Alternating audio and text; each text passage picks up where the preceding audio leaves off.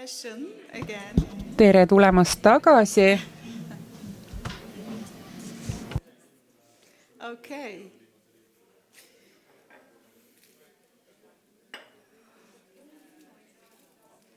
Can we get started? Kas võime algust teha?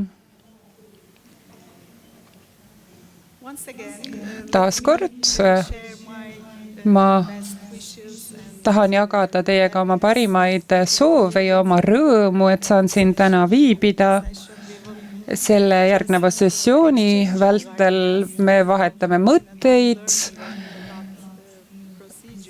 nii õppetundide kui protseduuride kohta. Me oleme alati välja toonud, kuivõrd oluline on jagada mõtteid, nii et see on meile kõigile õppimisvõimalus. Seetõttu suur tänu, et olete olnud aktiivsed ja olete ka jätkuvalt aktiivsed. Nii et ma tahaksin teada saada, kas te olete Pestel raamistiku kohta ka varasemalt kuulnud või muude raamistike kohta, mida te olete ise uurinud? Palun tõstke käsi püsti, kui teil on varasem kokkupuude olnud. See on vist esimene kord, kui publik on Pesteli raamistikust kuulnud. Meil on ka teisi raamistikke, te võite vaadata ka neid.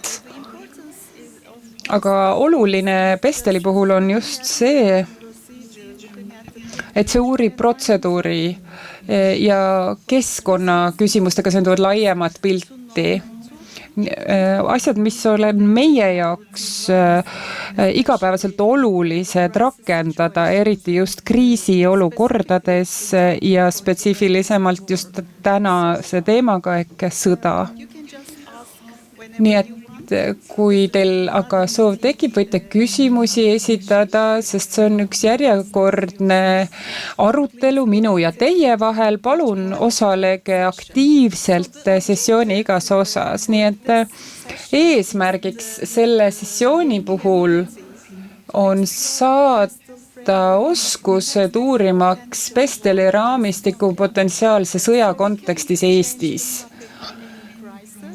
Me võime kriiside puhul teemasid kohandada, aga täna me keskendume just sellele teemale ja ootame ka teilt sessiooni teises osas aktiivset osalemist. Kõigepealt ma tahaksingi tutvustada Pesteli raamistikku ja ma üritan siis anda ülevaate, miks seda kasutatakse kriisiolukordades. Pesteli analüüs, see on mitmetasandiline lähenemine, hindamaks laiemat pilti ja pakub meile parema mõistmise organisatsiooni strateegilisest orientatsioonist. Ükskõik, mis teie mis asutustega esindate või kus te töötate igapäevaelus. Ja see analüüs pakub meile tulevikku vaatavat ülevaadet makrokeskkondlikest teguritest, mis võiksid mõjutada probleeme ja toob välja omavahel seoses probleemid poliitilise, majandusliku, sotsiaalse, tehnoloogilise, keskkondliku ja õiguslike dimensioonide. Ta tundub üpris keeruline, kui me need 6 sammu eraldi välja toome, aga see on integreeritud lähenemine, nii et me saame siis ka seda peatselt ise kogeda. See on akronüüm, mis algab P-tähega, poliitiline, E, economic ehk majanduslik, S, sotsiaalne, T, tehnoloogiline, E, environmental, keskkondlik ja L, legal ehk õigusvaldkonnast. Kas praeguseks on kellelgi tekkinud küsimusi, kas midagi teie poolt on jäänud ebaselgeks? Aga ma alustaksin ühe näitega. Kui me vaatame siis kiirgusega kokkupuudet või potentsiaalseid riske, ütleme, et on olukord, kus me oleme kiirgusega kokku puutunud. Seda võib juhtuda igal pool maailmas, minu koduriigis või teistes riikides ja ülemaailmse organisatsioonini on alati selline risk olemas. Nii et vaatame, mida me siis teeksime. kuidas me siis kontseptualiseerime neid samme Pesteli raamistikus?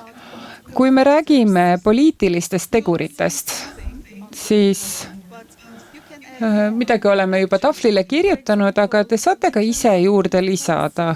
Näiteks poliitika või poliitiliste tegurite puhul me võime mõelda just, et valitsus reageerib või avalik kommunikatsioon või koordinatsioon või poliitiline stabiilsus. Meil on vaja kõiki neid.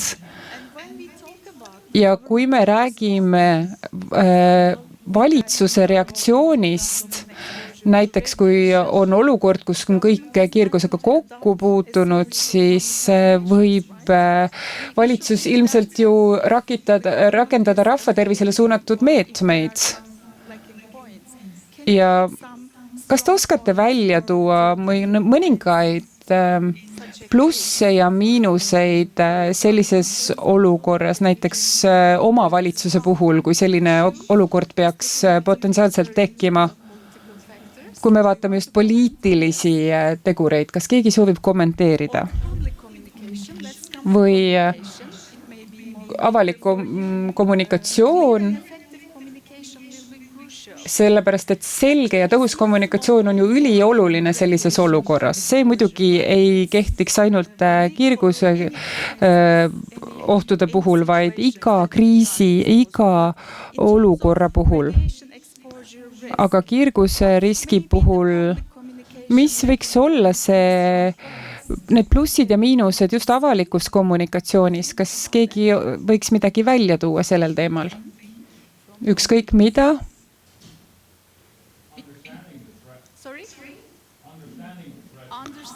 Ja ohu mõistmine, sest me ei näe ju radiatsiooni või kiirguse ohtu.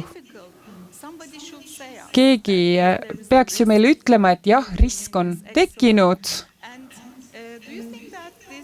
Ja kas te arvate, see mõjutab ka avalikku usaldust? Kahjuks ei ole kõneled ilma mikrofonita kuulda.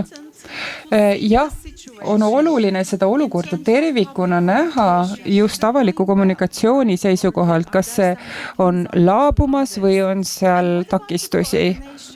Aga koordinatsioon, kui koordinatsioon on tugev, siis me ei peagi ju midagi rohkem tegema. Siis saame ju lihtsasti edasi liikuda.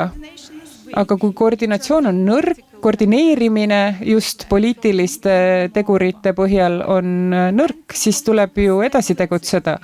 Ja loomulikult ka poliitiline stabiilsus, see on ülioluline.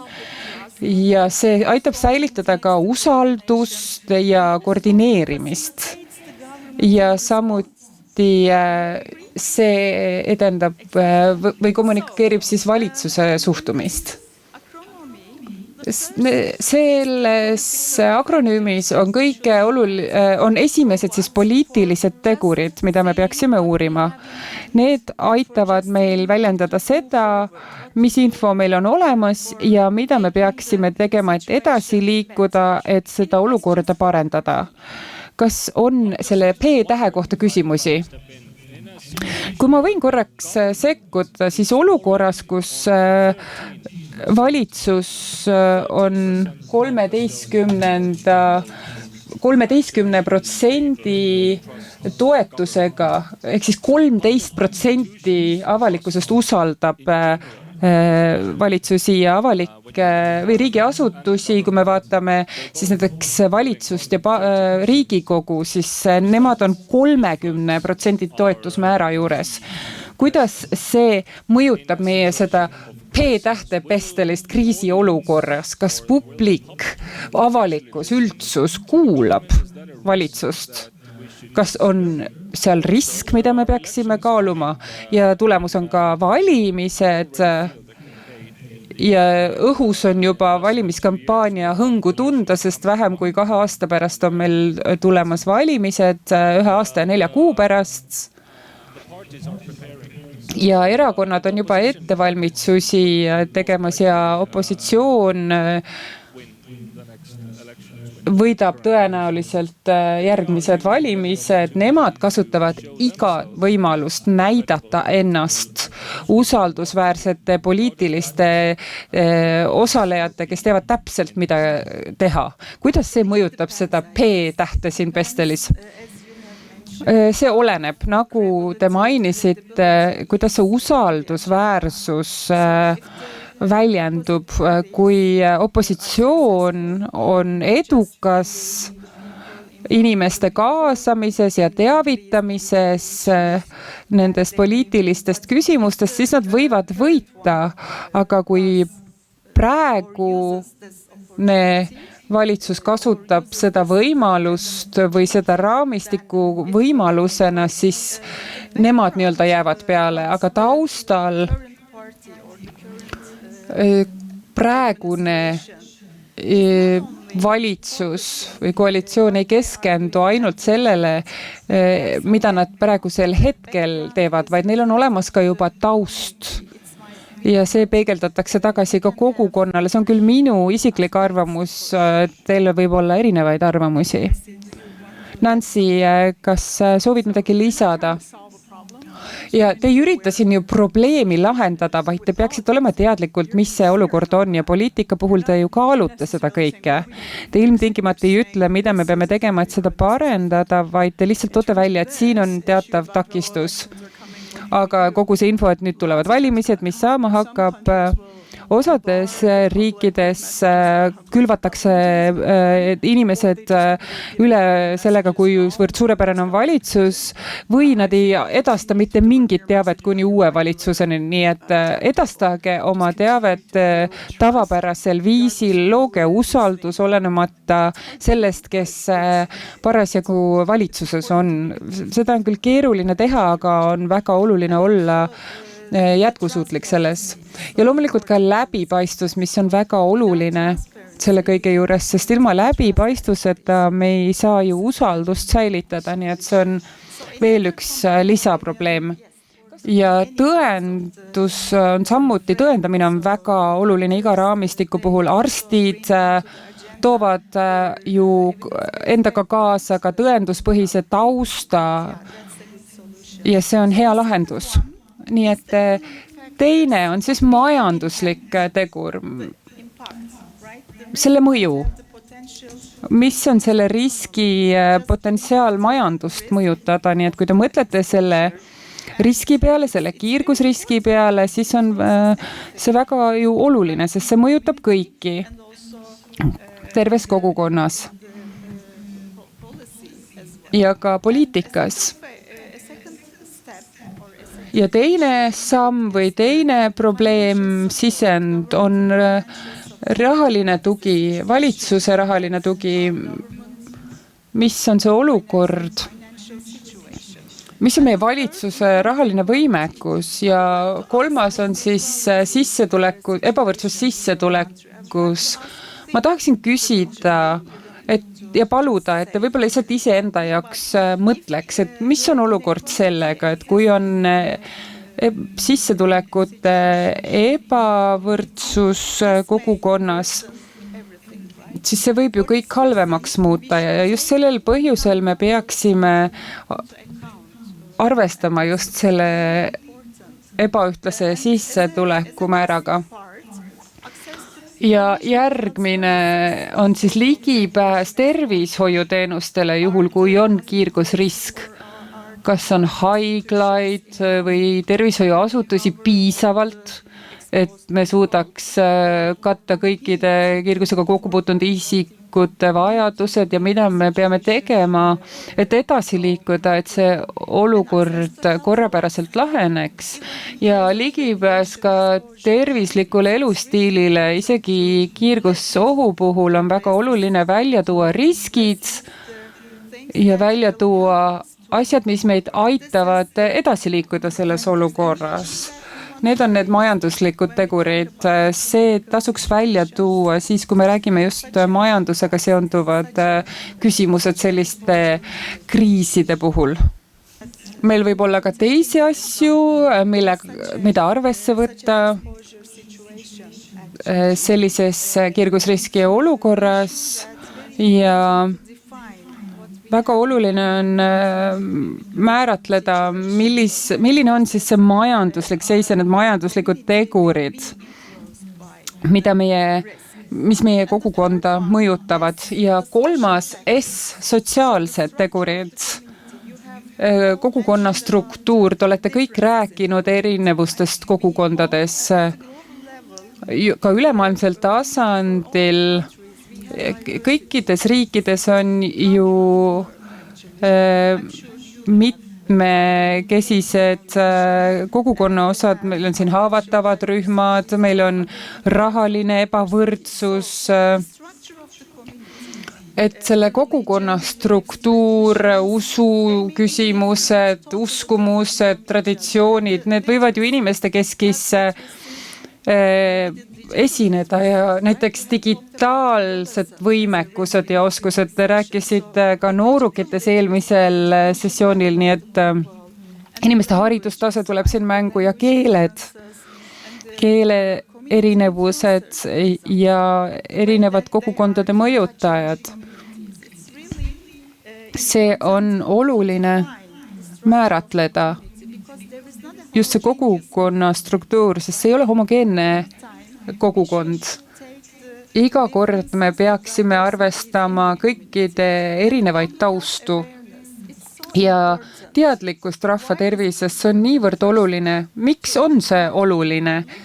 Teavitamaks üldsust riskidest ja teiseks kaasata üldsust kogukonda, et nad oleksid vastavuses teie sekkumiste ja ootustega. Just kommunikatsiooni inimeste ja kogukondadega, kes elavad teie kogukondades. Ja tuleb määratleda riskirühmad, millega me juba algust tegime ja võib-olla anda prioriteet teatavatele rühmadele, kelle me sätime prioriteediks just riskiga seoses. Mõelge just selle kiirgusriski peale uuesti. Kui me liigume selle näite juurde tagasi, me peame leidma need prioriteetsed rühmad, sest see muudab meie lähenemisi, koostööalaseid lähenemisi ja ka tervishoiuasutuste lähenemist. Ja teised riskigrupid, te rääkisite just vanemaealistest inimestest või geograafilised erinevused kogukondades. Nii et riskirühmad, nende määratlemine on ülioluline. Ja vaimse tervise aspekt, me peaksime tähtsustama ka vaimse tervise olukorda sellistes olukordades, negatiivsed tunded. Millised negatiivsed tunded võivad tekkida just arvatava kiirgusohuga? Ärevus, mis veel? Hirm. On veel midagi välja tuua? Näiteks on teil kogukond, teil on perekond, seal on väikesed lapsed, nemad ei taju, ei tea neid riske. Mis siis veel võib vaimse tervise probleemidest välja tuua? Hirm, ärevus, mis veel? Te võiksite tunda sellises olukorras. Isoleeritust. Sest et see ju takistab ka kommunikatsiooni teistega. Aga eitus.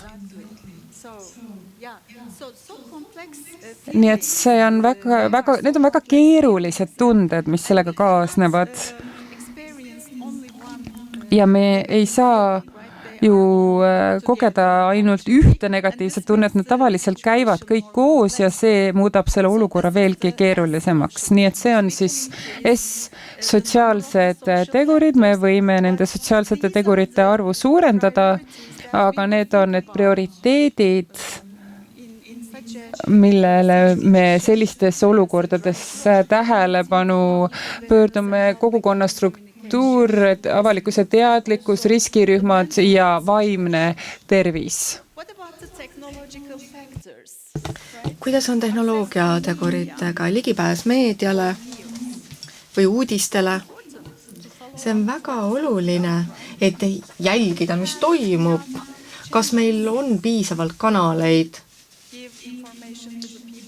et inimestele infot edastada või kuidas on veebikanalite ligipääsetavusega? Meil võivad olla veebikanalid, aga kes neid kanaleid kasutab, see on ülioluline. Nii veebi kui veebivälised kanalid ja sotsiaalmeedia ning infodeemia riskid. Ehk siis infodeemia tähendab siis info üleküllust ja infodeemia levib 70% rohkem teavet võrreldes korrektse infoga. Kui sa kogukonnale jagad vale infot, väärinfot, siis see levib 70% rohkem võrreldes õige teabega. Nii et me peame seda mõistma, me peame mõistma ühiskonna dünaamikat ja sotsiaalmeedia. Infodeemia on 4-kihiline, 4-tasandiline. Eisenberg koostas selle raamistiku. Esimene tasand on märgid, ka märgid võivad seda toota. Teiseks avalik rakendamine ja kolmas on meedia, traditsiooniline meedia ja viimane, kõige suurem osa on sotsiaalmeedia ja kõik need erinevad tasandid on ka omavahel seotud, nii et käesoleval ajastul me kasutame sotsiaalmeediat ja me kõik puutume kahjuks kokku infodeemiaga. Ja kui te ei võta arvesse sotsiaalmeediat ja infodeemia riske, siis see tähendab seda, et me ebaõnnestume. Nii et tehnoloogilised tegurid, et meil on piisavalt tehnoloogiat, et avalikust teavitada või et inimesed oleksid teadlikud sellest, mis toimub, see on ülioluline. Ja ka teised kanalid, mida me kasutame, mida me peaksime kasutama, või kui meil ei ole, siis me peame survestama, et neid loodaks, et nad oleksid olemas. Nii et tehnoloogilised tegurid tuleks arvesse võtta, mida toob esile ka raamistik. Kas praeguse seisuga on küsimusi? Environmental factors, keskkonnategurid.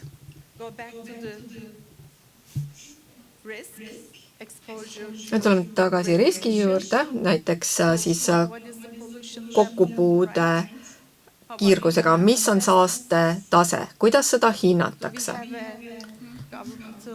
Kas meil on paigas rutiinne meetod selle mõõtmiseks ja mis on kliimakriisi oht ja potentsiaalne mõju, see on väga oluline. Ja väga oluline on ka siis tuumaenergia ohutus. Mis meil energia ohutuses paigas on? Samuti vabaühenduste tegevused, see on väga oluline. Meil on valitsusvälised organisatsioonid, mis neid küsimusi uurivad, nendega tegelevad, või siis looduskatastroofi potentsiaal, kui suur oht on, kui tegu on üleujutuse, maavärina, põua või muuga ja keskkonnaalase riski tase. Nii et tervis- ja keskkonnaalased riskid tuleks samuti arvesse võtta ükskõik millise kriisi puhul. Aga mis puudutab kokkupuudet, siis radiatsiooniga tuleb mõelda kõikidele üksikasjadele. Kas teil on kommentaare?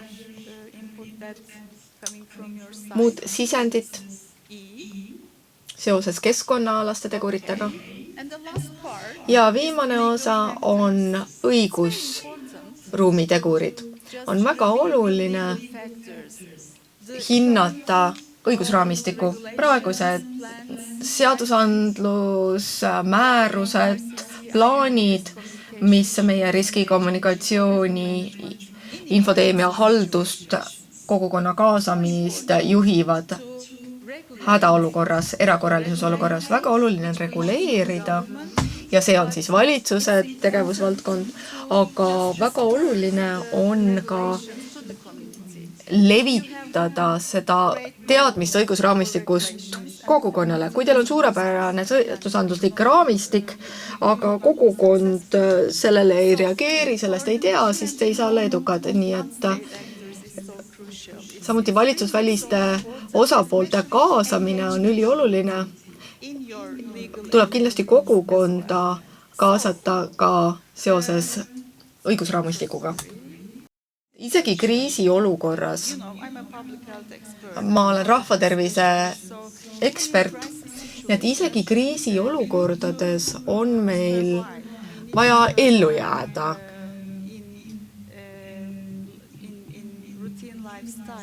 Meil on ikkagi vaja tavaelu ka elada, aga kõigepealt tuleb ette valmistuda ja reageerida kriisiolukorrale, aga samaaegselt me ei tea, kaua kriis kestab. Ja sel põhjusel siis samaaegselt me peame investeerima või mõtlema ka tavarutiinidele, näiteks haridusele, mõelge koroonale. Jah, pea kõikides riikides oli koroonaga seoses kriis, aga kõik riigid ikkagi üritasid tavaeluga edasi minna, pakkuda ikkagi haridust. Me muutsime õppimise viise, läksime veebi. Nii et me peame leidma need viisid ja me peame olema ette valmistunud kõikideks vajadusteks, mis inimesel on. Loomulikult on oluline Maslowi hierarhia ja kindlasti tuleb seada prioriteedid, aga pikas perspektiivis, keskpikas väljavaates tuleks säilitada ka need tavafunktsioonid. Loodetavasti ma vastasin selle küsimusele. Ma üritan mõista, miks ligipääs tervislikule elustiilile on majanduse sambal. Ma mõistaks, miks tervislik eluviis puudutab väärtushinnanguid ja käitumist. Aga noh, et see ei puuduta niivõrd majandust. Jah, väga hea küsimus. Me peame kõik koos mõtlema. Ma tooksin tubakatööstusest näite. Kriisi puhul näiteks Türgis oli mastaapne maavärin ja tubakatööstus läks maavärina piirkondadesse ja jagas laiali tubakatooteid. Nii et see tegelikult sekkus meie töösse, et me ei taha, et inimesed tubakat tarvitaksid ja paljud tubakatoodete sõltlased on ka noorte seas. Ja kui me tervisliku eluviisi ei rõhuta ja muid sarnaseid funktsioone, siis me võime kaotada ka selle, mis on juba saavutatud ühiskonnas. Kas soovite kommenteerida? Teise maailmasõja ajal, kui natsid põhimõtteliselt sulgesid piiri madalmaadega, et neil näljahõde põhjustada, siis neil ongi teise maailmasõja näljahäda tõttu kõige pikemad uuringud näljahäda kohta põlvkondade üleselt ja isegi 2 põlvkonda hiljem on veel näljahädast põhjustatud kõrvaltoimeid. Nii et kui sõja puhul ei ole ligipääsu ravimitele ja tervisega toidule, kõik nendele asjadele, mis inimesed terveks teevad või tervena hoiavad, siis ei mõjuta ainult rahvas selles kriisiolukorras, vaid ka järgmist mitut põlvkonda. Nii et see ei puuduta ainult ennetust ja inimeste õnne ja heaolu tagamist, vaid see puudutab ka järgmiste põlvkondade kaitset. Kas see on aru saada? Nii. Ja ta majandussamba all, sellepärast, et see on kulukas. Kulukas on tagada, et inimestel on ligipääs heale tervislikule toidule et meil tekiks neid tervisekõrbesid, kus on võimalik tarbida ainult konserve.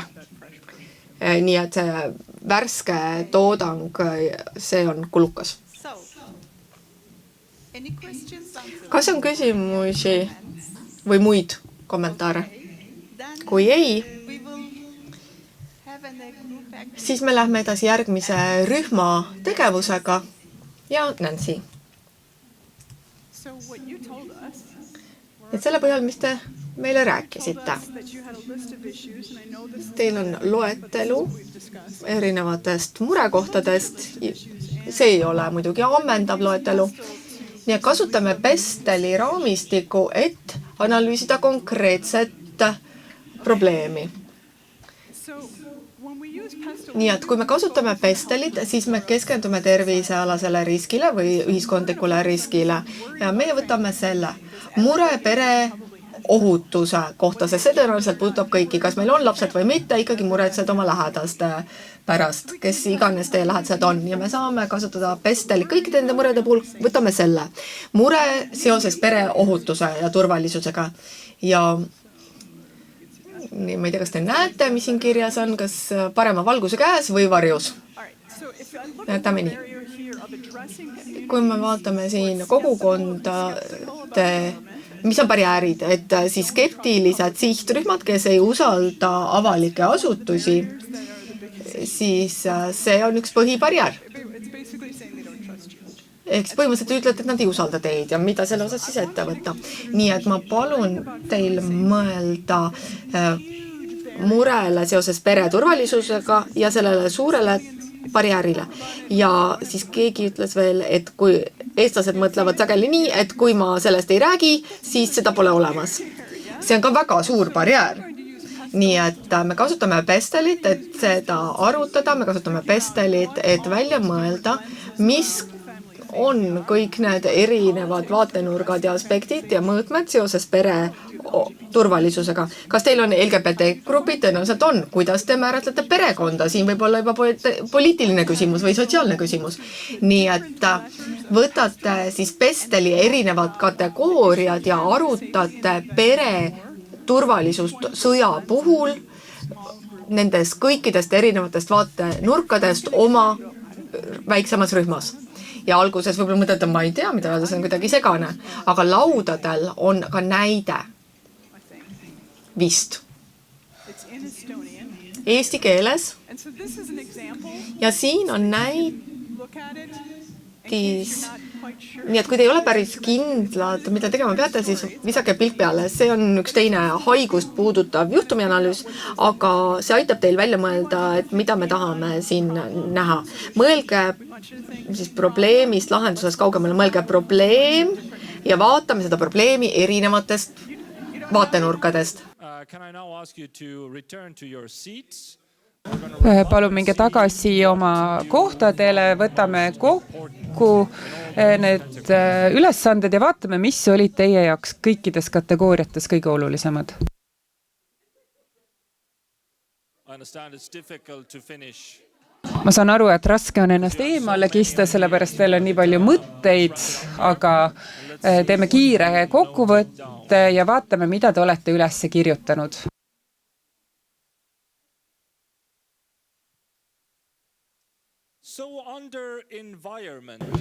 Nii, keskkonnal alustame sellest ilmselgelt, kas teed on lahti, kas me saame põgeneda, millega me saame oma pered ära saata, mis juhtub meie lemmikloomadega ja mis juhtub Tallinna loomaaiaga, mis on väga originaalne vaatenurk.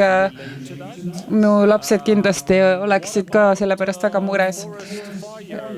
Metsatulekahjud, keskkond, nii kohalikul kui laiemas perspektiivis näiteks Ülemiste järv, kus tuleb meie joogivesi ja võib-olla sõjaolukorras keskkonnaküsimused jäetakse täitsa kõrvale või tuleb näiteks keemiline sõda, üleujutused, tammide lõhkamine. meil on mõningad, nii et need on mõningad meditsiin, elekter, sobiv temperatuur siseruumides, aga siin on väga palju veelgi kirjas. See siis puudutab keskkonda. Aga nüüd vaatame, kui me liigume edasi sotsiaalse aspekti juurde. Kultuurilised erinevused, isolatsioon, haridus ja kooli turvalisus. Kes mõjutab avalikkust? Kas need on siis mõjuisikud? Kuidas me tuleme toime poliitiliste eriarvamustega pere ja sugulaste keskis? Väljasaatmishirm, evakuatsioon ja varjumiskohad, taaskord lemmikloomad, metsloomad on juba 2 tabelil olnud nii sotsiaalse kui keskkonna all ja pereliikmete eraldamine, mis on väga olulisena ka siin välja toodud ja ka diskrimineerimine loomulikult. Midagi, mida tuleb Eestis meeles pidada, kus on 2 omaette kogukonda koos eksisteerimas. Nii, nüüd liigume järgmise juurde. Siin on meil tehnoloogia. Esimene, mis siin välja on toodud, on loomulikult elekter. Me oleme ka Ukrainas märganud see, mida venelased ründavad. Kas meil on piisavalt generaatoreid, akupanku? Mobiilsus, kas meil on kütus, kas meil on vastavad sõidukid, kommunikatsioon, kuidas me peame sidet perega, kas telefonitsi, kas telefonivõrgud toimivad, internet, kas me saame luua alternatiivseid lahendusi, me oleme seda Ukrainas märganud Starlinki kasutamisega, millega siis sõjavägi saab suhelda, kas ka meil on võimalusi suhelda oma perega, e-teenuste kättesaadavus ja siin võib rääkida ka meditsiinist, toidust või logistikast, paanika sotsiaalmeedias, kuidas see mõjutab meie kriisist arusaamist, erinevad kodused seadmed, et oleks vesi, toit, soojus, et oleks piisavalt sularaha, küberrünnakud, loomulikult nutitehnoloogiad kodus, et sinu kodu võib ju sind välja lukustada, kui sul ei ole interneti ligipääsu, kui sul on sellised väga poosed digitaalsüsteemid või kas või ventilatsioon või küte lõpetab töö. Ka väga head punktid. Kas on kommentaare? Need on kõik väga selged omavahel selles olukorraga ühenduses. Siin on väga mitmekülgseid vastuseid. Nii, et nüüd me liigume õigusloome juurde. Kas siin on 1 või 2 lehte? Mulle tundub, et siin on kõik 1 lehele mahutatud.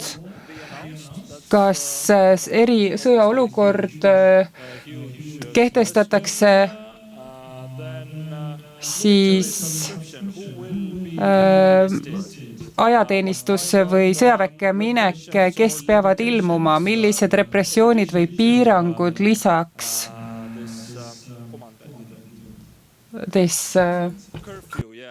curfew. Kas mul on piisavalt ressursse kaitsmaks oma pere ja kas ma olen kohustatud seda tegema oma ameti kohaselt? Kas ma suudan kaitsta pereliikmeid, kes ei ole minuga samal ajal, kui ma pean täitma oma tööülesandeid? Teadmised sellest, mida ma saan teha kriisiolukorras ja kommunikatsioon pangaga, mis juhtub minu laenudega, hüpoteekidega, kas ma saan palka edasi igakuiselt ja mis juhtub minu tööandjaga, kas ma võin lahkuda, kas piirid on avatud? Jah, ja kas minu tervisekindlustus või elukindlustus jätkuvalt kehtib? Siin on ka teine lehekülg, vau. Kus ma saan uusi dokumente, kui mul ei ole enam neid või praegu neid? Kuidas ma kujundan, teavitan riiki sellest, kui keegi on ära surnud? Kuidas ma tean, mis on saanud minu lähedastest? Väga palju olulisi aspekte.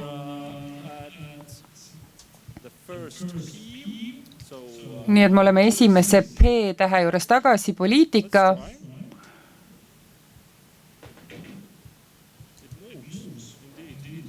See liigub. Niisiis, poliitiline stabiilsus ka kohalike omavalitsuste tasandil. Kas ma tajun riiki olemasolu selles piirkonnas, kus ma olen? Kas riik on pigem keskendunud Tallinnale ja suurematele linnadele ja on võib-olla eemale liikumas muudest regioonidest? Kuidas me tagame avalikku korda, kas meil on usku sellesse, et poliitikud suudavad kriisiga seda juhtida, et nad, kas kord püsib? Kes aitab meid rahvusvahelistest nii-öelda partneritest ja sõpradest? Kas nad tõepoolest siis ka siin on, kui meil neid vaja on? Sabotaaž.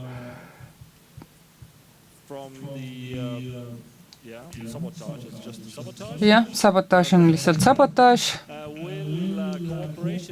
Kas koostöö asutuste vahel jätkuvalt toimib?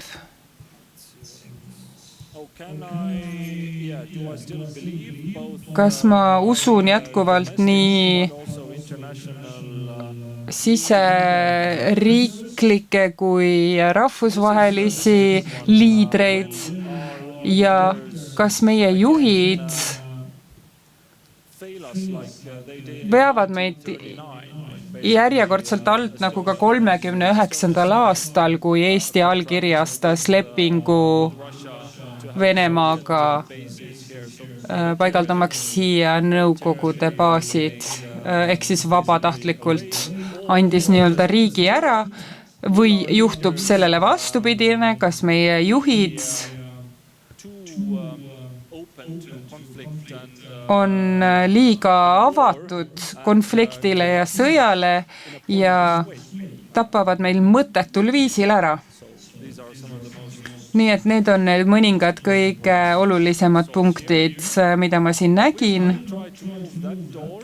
Ma ei hakka seda ussit liigutama, aga ma liigun siit majanduse juurde, sissetulek, panga sularaha kättesaadavus, töösuhted, sellest me juba enne rääkisime, esmatarbekaubad, toit, hügieen, kütus, tervishoiuteenuste kättesaadavus, ravimid, kas meil on puhast joogivett, lapsehoid, sotsiaalteenused, pensionid, hüvitised, investeeringud ja kui peab töö pärast kolima, näiteks tõsise rünnakuohu puhul, tundub, et teie olete kõik pannud siia ühele lehele, kas see ongi kõik?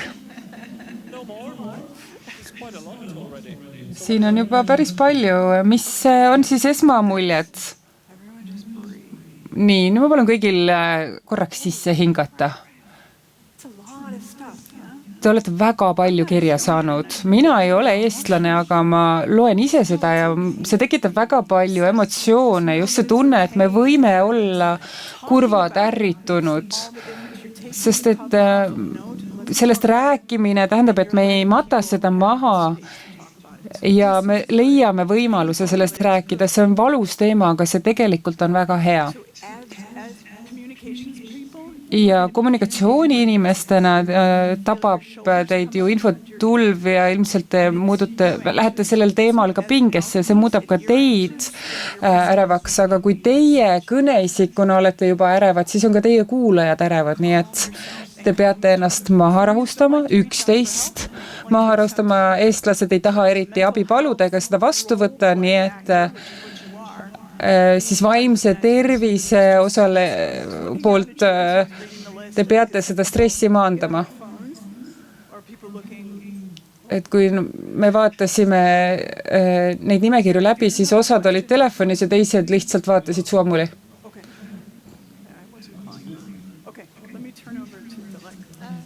Ma annan siis sõna üle. Ma soovin tänada teid kõiki selle suurepärase harjutuse eest ja ka Johannest. See oli ainult praktikaring, mis siis põhines tõsielu stsenaariumil. Me jagasime oma tundeid ja muutsime selle praktikaks. Ma võiksin siinkohal soovitada lihtsalt see, et me teeme veel harjutusi, mida te saate läbi viia ka oma kolleegidega ja partneritega, näiteks MTÜ-dega ja võib-olla ka valitsuse või avaliku sektori esindajatega. Et see aitab meid kõiki ju ette valmistada reaalseteks olukordadest ja sellepärast olemegi selle tegevuse läbi viinud. Nii et ma sooviksin teha aplausi teile kõigile selle suurepärase ülesande eest ja enne, kui me nüüd lõunale lähme. Aga kiiresti korraks tagasi tulla, miks on oluline rääkida ja seda mõttelaadi kaardistada struktureeritult, neid ohte kaardistada. Miks peaksid kommunikatsiooni inimesed seda tegema? Kes Johannes luges ette need? Paljud teist Johannest olite näinud enne, väga paljud. Te teate teda, te tunnete teda, te usaldate. Aga te usaldate, me oleme valinud oma kommunikatsioonikanali hästi, ta on keegi tuttav, ta on kena, tore tüüp ja vastab kõikidele kriteeriumitele, mida positiivsed kommunikatsioonisõnumid või sõnumitoojad on. Ja mis on selle eesmärk? Ja ministeeriumid, te peate olema teadlik perekonna turvalisuse küsimustest, järelikult te peate nüüd minema ja rääkima oma kogukonnaga, uurima, mis nende meelest need probleemid on. Sest te saate veel 16 lehekülge juurde, te olete kõik kommunikatsioonispetsialistid ja osa teil oli raske teil sellest kommunikatsioonijuhi rollist väljuda, nii et oleks võib-olla kasulik rääkida kellega, kes on töötav üksikema või keegi, kes on terve päeva kodus ja suhelda selliste inimestega ja vaadata, mis nende meelest need probleemid on. Sest siis te saate palju põhjalikuma ülevaate ja teate täpselt, keda ja milliste sõnumitega nii-öelda tabada. Mina teeksin seda praegusel hetkel siin on ju meil väga spetsiifiline valimik inimestest, kes niikuinii mõtlevad ühtemoodi, aga teismeelised, vanurid, nad on ju teises grupis ja teie sõnumid peavad võtma teavet teie kogukonnast, välja tooma probleem ja hirmukohad. Ma tean, mis teie hirmud nüüd on, sest olete minuga neid jaganud. Ja võib-olla on seal midagi veel, millest ei tahtnud panna siia kirja, sest te olete kolleegidega koos. Ja siinkohal ministeerium ütlebki, et me peame need probleemid välja tooma, me ei saa enam neid eitada. Me peame ütlema inimestele, et see on juhtumas ja nii tuleb sellega tegeleda. Ja see Esteli raamik on väga hea, sest et see võtab kokku kõik olulised kategooriad ja aitab probleeme kaardistada. On väga palju erinevaid raamitikke, aga ministeeriumile on see kõige parem, sest tavaliselt öeldakse, et ei räägita poliitikast, aga poliitika on ju, mõjutab põhimõtteliselt igapäevaelu meil kõigil, nii et see välja jätta, siis jääb ju osuline teema kõrval, nii et Pestel on väga hea just ministeeriumite esindajatele, kust enamus teid olete. Rohkem mul küsimusi ei ole. seda juhtub harva